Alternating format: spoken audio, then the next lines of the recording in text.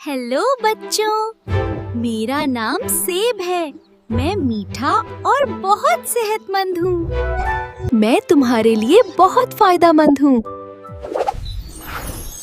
दिमाग को तेज करता है, दिल को मजबूत बनाता है, जिस्म को ताकत देता है। अस्सलामुअलैकुम।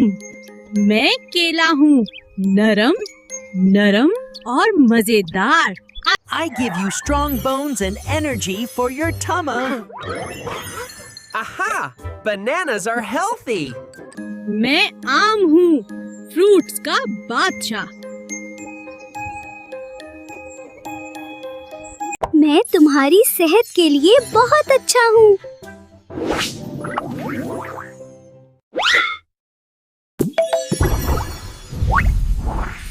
हम अंगूर हैं, छोटे मगर जबरदस्त।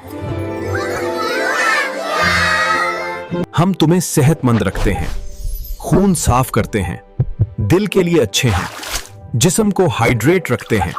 बच्चों, रोज ना फ्रूट्स खाओ और सेहतमंद बनो। हमारे चैनल को लाइक, सब्सक्राइब, और शेयर